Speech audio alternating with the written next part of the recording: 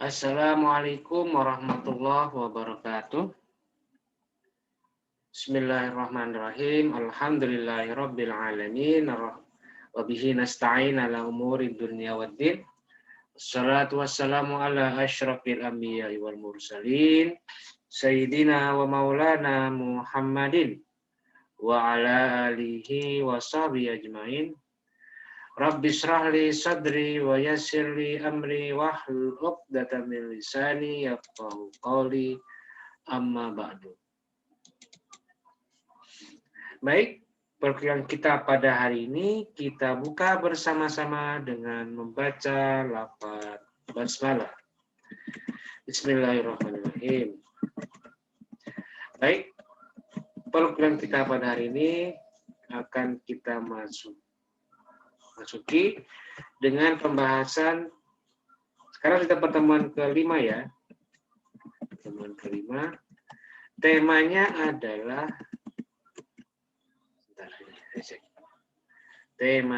adalah kedudukan harta dalam pernikahan. Kedudukan harta dalam pernikahan. Oke, saya share screen dulu modul saya ini. Nah, ini dia ya. Sudah terlihat. Jadi harta dalam hal ini dibahas dalam konteks perkawinan. Bukan harta dalam konteks muamalah. Itu urusan lain. Kan ada juga harta atau al-amwal dibahas dalam ruang lingkup fikih muamalah. Itu sudah lain konteks. Nah, sekarang kita akan spesifik pembahasan mengenai harta dalam konteks perkawinan. Apa sih harta itu dalam perkawinan? Apakah harta itu bersama atau individu masing-masing atau bagaimana? Nanti kita akan pelajari dua hal ya. Pertama, apa itu harta bawaan dan apa itu harta bersama suami istri. Oke. Jadi perlu diketahui ya bahwa harta itu, pembahasan harta dalam perkawinan itu sebenarnya tidak ada pembahasan yang detail dalam fikih ya, tidak ada. Harta bersama nggak ada dalam Islam, dalam kajian fikih nggak ada. Tidak sempat dipikirkan, tidak sempat dibahas bahwa ternyata efek atau akibat dari terjadinya perkawinan itu juga memasuki wilayah kepemilikan harta. Zaman dulu enggak terpikirkan. Pokoknya selama mereka menikah ya sudah. Aturannya ya tentang perkawinan.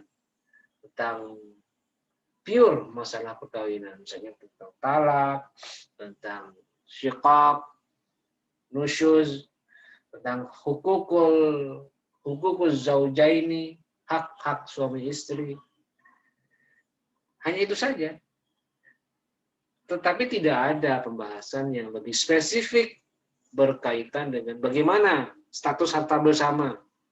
Bagaimana status harta yang didapatkan ketika pernikahan terjadi. Nah, ini baru muncul ketika sekarang semakin marak adanya perceraian. Dan dalam perceraian itu disengketakan juga. Bagaimana masalah harta, ini punya siapa, ini punya siapa, ini punya siapa, ini milik siapa, nggak jelas. Harus diputuskan. Dan karena itu peraturan perundang-undangan sudah mulai mengadaptasikannya. Terbukti Undang-Undang Nomor 1 Tahun 74 juga sudah membahas tentang harta bersama, mengenai harta dalam rumah tangga. Nanti akan ada penjelasan. Dan juga di HKI, di kompilasi, di KHI juga sudah dibahas. Aturannya bagaimana? Bagaimana jika ada seorang pasangan suami istri itu bersengketa, yang bercerai ya, pasangan suami yang bercerai itu bersengketa mengenai harta ini milik siapa, harta ini milik suami atau milik istri. Karena itu diakomodilah keinginan itu dan diaturlah persoalan harta perkawinan dalam kombinasi hukum Islam. Ya.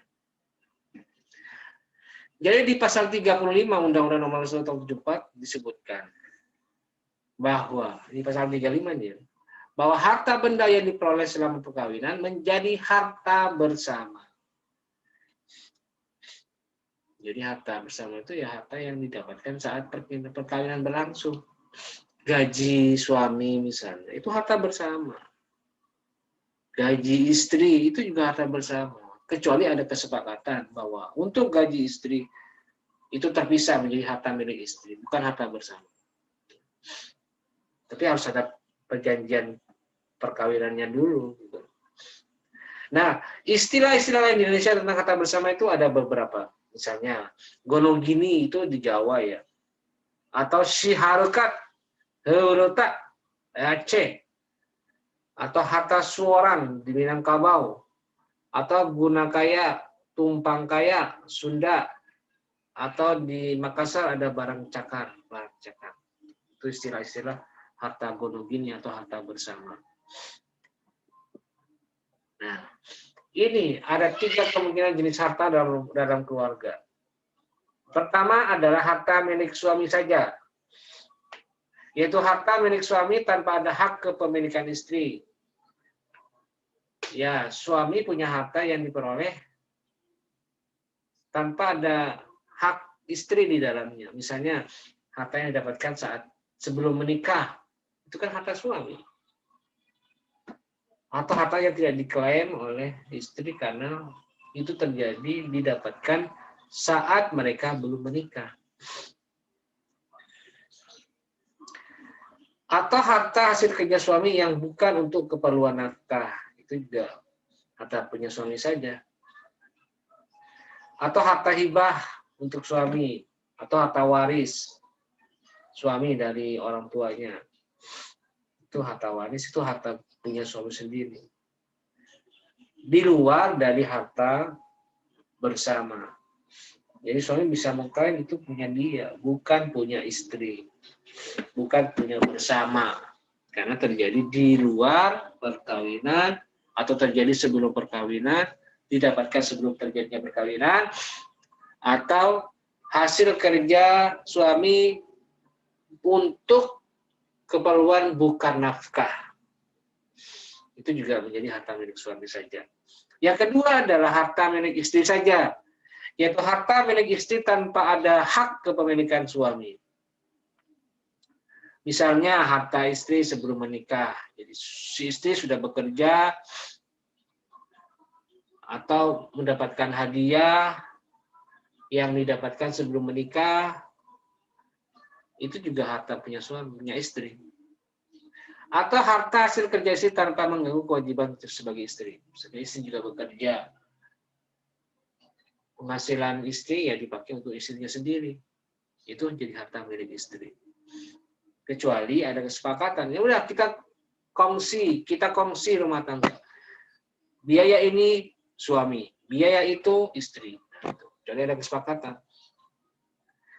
Atau juga harta hibah untuk istri, harta waris istri. Nah, itu jadi harta milik istri saja. Dia sebagai anak pernah dapat waris dari orang tuanya. Nah, itu harta punya istri. Dan yang ketiga adalah harta milik bersama, yaitu harta yang didapatkan pada saat kehidupan rumah tangga. Misalnya hibah bersama. Atau harta setelah terjadi pernikahan. Misalnya bapak, ibu, suami mengatakan, nih saya kasih uang buat kalian berdua. Nah, dua-duanya dapat. Nah, itu harta bersama. Dan suami istrinya sepakat, uang pemberian orang tuanya itu dipakai untuk nafkah keluarga. Sepakat, ya sudah. Itu harta bersama. Nah, itulah 3 kemungkinan jenis harta dalam keluarga. Nah, Islam sendiri sebenarnya bagaimana persoalan harta ini? Tidak ada penjelasan secara spesifik mengenai bagaimana ketentuan mengenai harta bersama. Dalam hadis hanya ada cerita dulu seorang perempuan bernama Hindun bin Utbah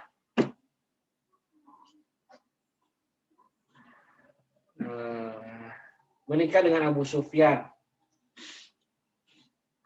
Tetapi dalam rumah tangga mereka itu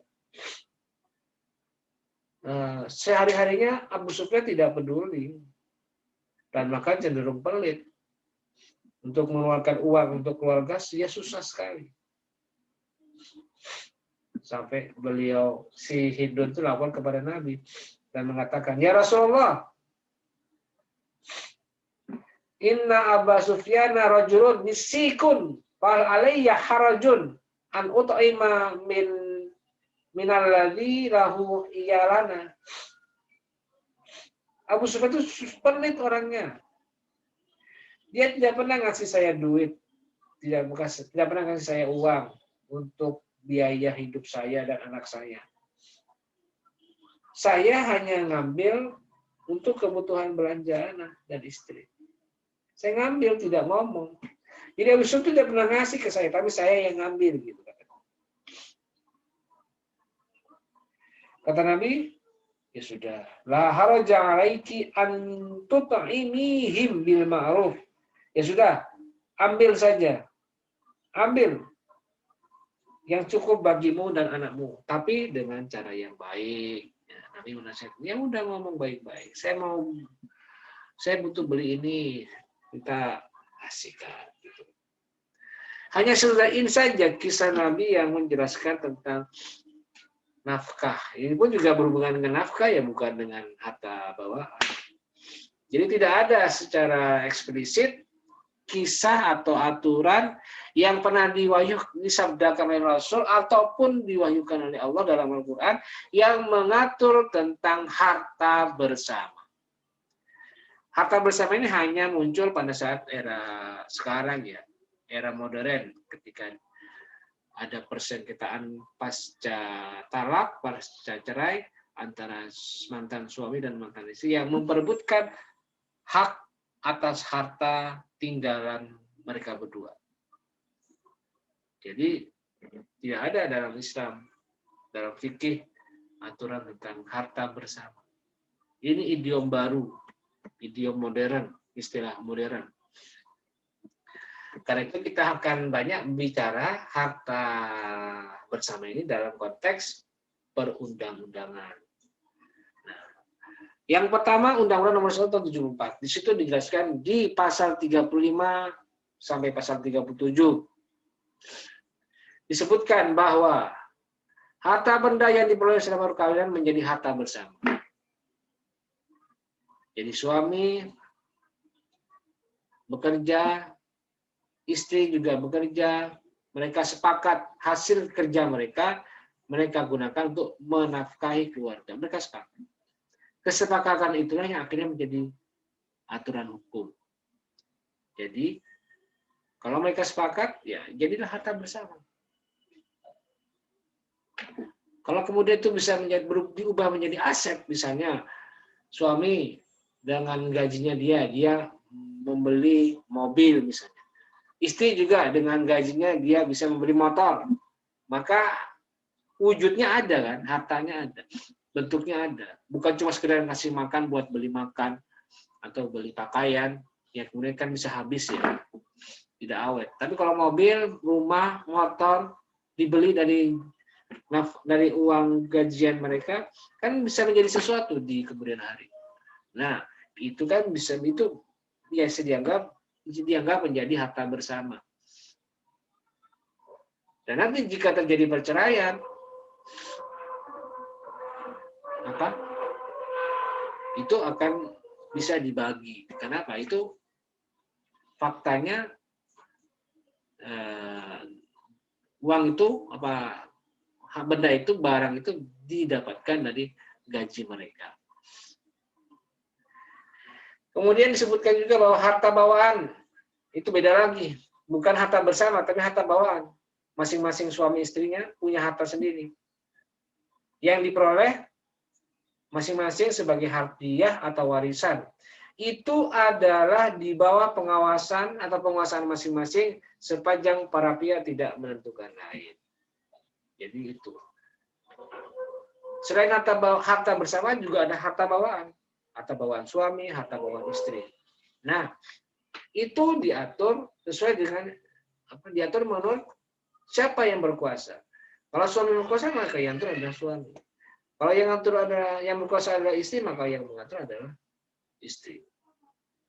Sepanjang tidak ada ketentuan yang mengatur lain. Nah, itulah.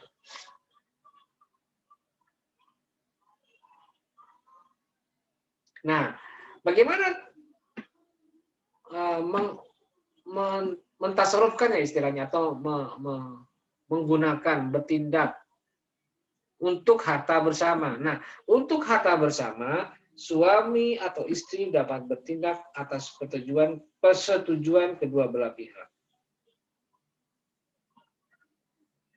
Jadi harus sepakat, harus diketahui oleh pihak yang lain, suami atau istri, kalau mau diapakan. Misalnya, sertifikat rumah yang dibeli saat pernikahan, itu mau digadaikan, maka harus minta persetujuan suami atau istri dulu. Nggak bisa itu atas kebijakan sepihak saja, harus lapor dulu. Nah, jadi seperti itu, karena di dalam pasal 13 sudah dijelaskan bagaimana ketentuannya. Nah, di pasal 37 dijelaskan bahwa bila perkawinan putus karena perceraian, maka harta bersama diatur menurut hukumnya masing-masing. Jadi, aturannya bagaimana? Ya, diatur. Nanti majelis hakim misalnya, majelis hakim pengadilan agama ketika memutuskan perkara harta gono gini, bagaimana aturannya? Nah, lihat dari kepemilikannya. Bagaimana kesepakatan di antara mereka. Kalau tidak ada kesepakatan, maka akan dibagi rata, biasanya seperti itu. Nah, sekarang kita lihat di kompilasi hukum Islam.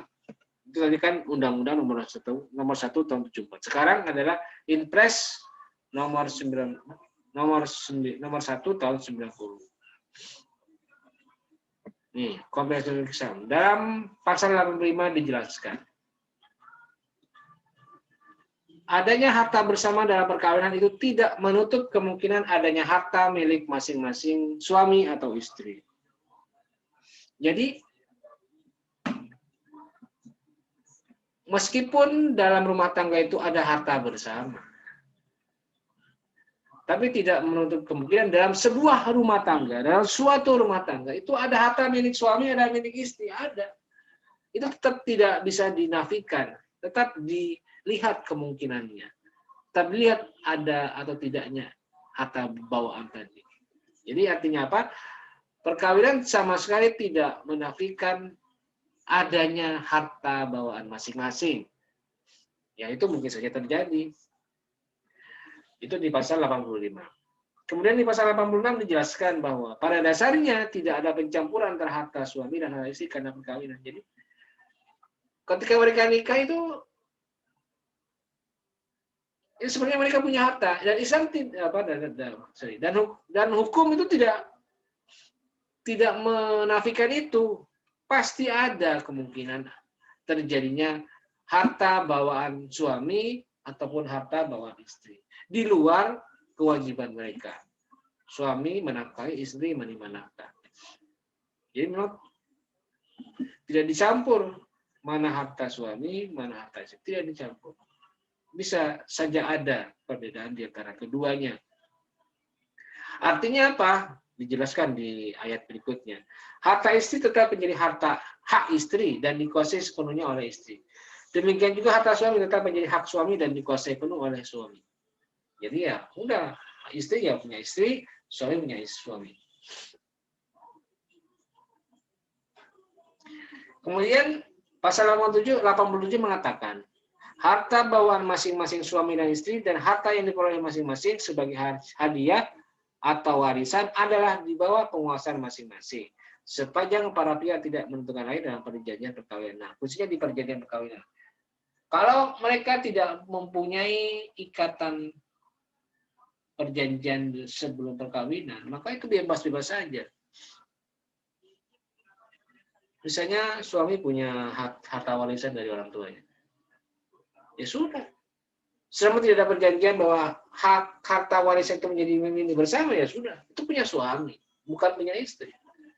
Dan itu diafirmasi oleh undang-undang, oleh hukum ini, oleh KHI. Dan otomatis suami dan istri di ayat berikutnya mempunyai hak sepenuhnya untuk melakukan perbuatan hukum atas harta masing-masing. Yang tadi saya sebutkan itu. Jadi ya terserah suami, terserah istri, mau diapakan hartanya terserah dia. Tidak harus mendapatkan persetujuan dari pihak istri atau pihak suami. Nah, itu di pasal 87. Kemudian di pasal 88 disebutkan, kalau terjadi perselisihan antara suami istri mengenai harta bersama, maka penyelesaiannya itu dilakukan oleh pengadilan agama. Dan biasanya itu terjadi dalam bersamaan dengan kasus perceraian. Jadi gugatan cerai istri, gugat talak suami, itu kadang disertakan dengan adanya perselisihan harta perkawinan. Dan kalau sudah ada perpisahan antara mana harta suami, mana harta istri, maka tanggung jawabnya ya di masing-masing. Tetapi juga suami punya kewajiban untuk menjaga. Masing-masing punya kewajiban untuk saling menjaga, gitu ya.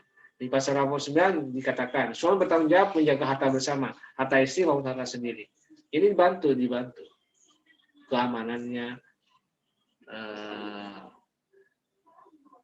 keawetannya itu dijaga. Dan juga di pasal 90 juga istri dituntut tanggung jawab menjaga harta bersama maupun harta suami yang ada padanya. Nah, pasal 91 jelaskan tentang bagaimana bentuk harta itu. Di ayat 1 dikatakan, bisa berupa benda berwujud atau tidak berwujud. Misalnya rumah, itu kan harta berwujud, benda berwujud. Atau deposito di bank itu tidak berwujud. Tapi ada. Gitu ya.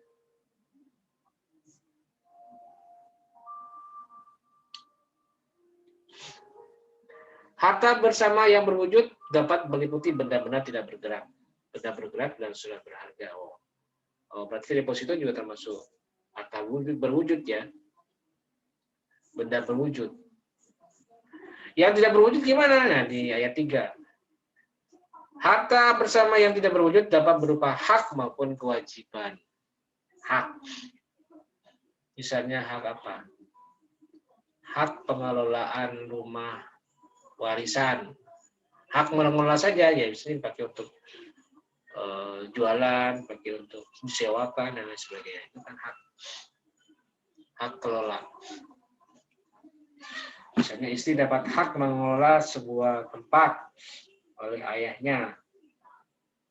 Nah, itu bisa dianggap sebagai harta. Harta bersama di sini misalnya. Jadi itu wujud dari harta bersama ya. Ini bisa harus dijaga, kemudian dijelaskan apa saja benda berwujud dan tidak berwujud itu, dan kemudian bisa juga harta bersama itu dijadikan jaminan, tapi harus mendapatkan persetujuan suami atau istri. Nah, kalau misalnya suami atau istri tidak dimintakan persetujuannya, maka barang-barang tersebut atau harta tersebut tidak boleh dijual atau dipindahkan. Ini pasal 92 ya, disebutkan. Nah, kemudian di pasal 93 dinyatakan mengenai pertanggungjawaban hutang. Nah, Bagaimana jika ada hutang? Siapa yang bertanggung jawab melunasi atau menanggungnya? Nah, di sini ada keterangannya. Bisa silakan kalian baca masing-masing. Itu penjelasannya. Jika hutangnya suami, hutangnya istri, siapa yang bertanggung jawab?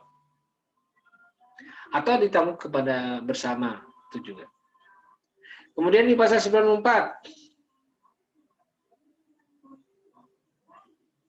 ini menyangkut tentang harta suami yang berpoligami. Itu ada aturannya.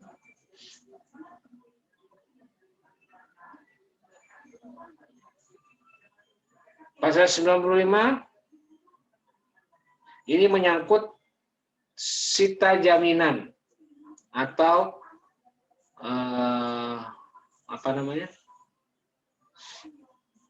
pengambilan atas harta bersama yang dilakukan jika terjadi perceraian di antara suami dan istri. Itu ya.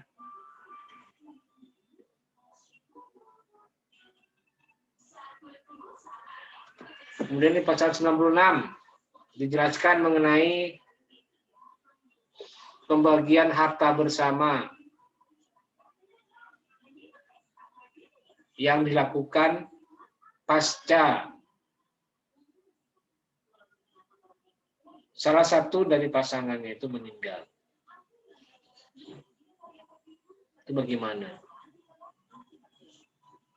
Jadi kalau misalnya di ayat 1 disebutkan, apabila terjadi cerai mati, maka separuh harta bersama menjadi hak pasangan yang hidup lebih lama. Jadi kalau suaminya meninggal, maka harta bersama itu jatuh ke tangan istri. Sedangkan di ayat 2 disebutkan, pembagian harta bersama bagi seorang suami atau istri yang suaminya hutang harus ditangguhkan sampai adanya kepastian matinya yang hakiki atau matinya secara hukum atas dasar putusan mengenai agama. Jadi maksudnya apa? Jadi harta bersama ini kalau misalnya suaminya ragu-ragu apa sudah mati atau masih koma, ya jangan dibagi dulu, jangan diambil dulu. Ya harus tunggu kepastian dulu, dia mati atau masih koma. Jadi konflik ini, jadi aturan ini mengatur jika ada konflik antara suami dan istri, yang istri itu buru-buru untuk memiliki hartanya, rumah suaminya. Padahal suaminya sendiri belum dinyatakan meninggal, masih koma. Sudah 2 bulan, masih koma saja, tidak ada kepastian gimana. Tapi belum ada jawaban dari dokter yang menyatakan bahwa suaminya telah meninggal. Nah, ini ada aturannya. Jadi pembagian harta bersama itu ditunda dulu. Atau suaminya atau istrinya ditunda dulu. Tunggu sampai ada kepastian dia sudah meninggal atau bagaimana. Itu aturannya ya di pasal 96. Nah, kemudian di pasal 97, janda atau duda cerai masing-masing berhak 1/2. Kalau cerai, maka harta bersamanya itu setengah dari harta bersama. Sepanjang tidak ditentukan lain dalam perjanjian perkawinan. Jadi kuncinya juga di perjanjian perkawinan. Kalau perjanjian perkawinan mengatakan lain, bukan setengah, bukan separuh-separuh, maka hak istri itu, hak mantan istri yang dicerai atau suami yang dicerai, maka jatahnya ya setengah. Kecuali misalnya ada aturan dalam perjanjian perkawinan bahwa harus begini, harus dibagi dulu antara suami dan yang lain misalnya. Nah, itu lain lagi. Jadi selama tidak ada aturan, maka hak istri atas harta bersama itu setengah total dari total harta bersama. Ya. Ini aturan yang di pasal 97. Nah, jadi itulah aturan-aturan yang membahas mengenai harta bersama. Sekali lagi saya ingatkan bahwa harta bersama ini tidak ada ketentuannya dalam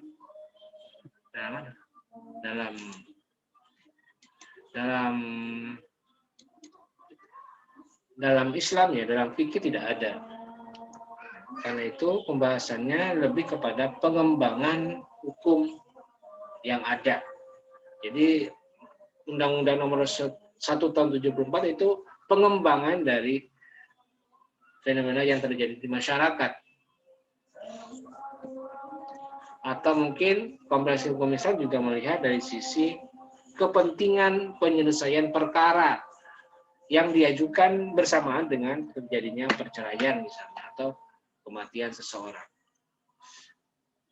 Kalau tidak diatur maka akan menjadi polemik kan, polemik yang berkepanjangan, beratus-ratus tahun.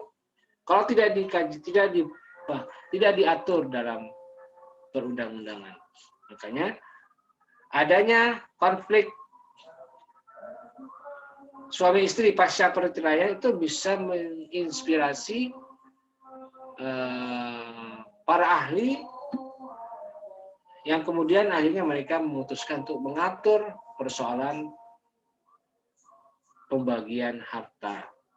Baik ketika mereka sudah bercerai ataupun ditinggal meninggal oleh salah satu pasangannya. Baik, saya kira itu materi kita pada kali ini untuk pertemuan kelima ya. Dan mengingat pertemuan berikutnya adalah UTS, maka ini adalah perkuliahan terakhir sebelum UTS. Dan minggu depan kita akan melaksanakan UTS. Adapun mengenai apa dan bagaimana mekanisme ujian, nanti akan saya jelaskan melalui Google Classroom. Karena itu kalian harus standby dan melihat pengumuman berkaitan dengan UTS seperti apa. Nanti silakan tunggu pengumuman dari saya. Dan untuk materi UTS, silakan kalian baca mulai dari awal. Mulai dari pengertian walimatul arus, kemudian yang berikutnya masalah iddah dan ihdad, kemudian nafkah dan problematikanya, nafkah keluarga, dan yang terakhir adalah yang hari ini adalah harta bawaan, kedudukan harta dalam perkawinan. Itu akan menjadi bahan UTS minggu depan. Insya Allah UTS akan dilaksanakan pada tanggal, saya cek tanggalnya, pada tanggal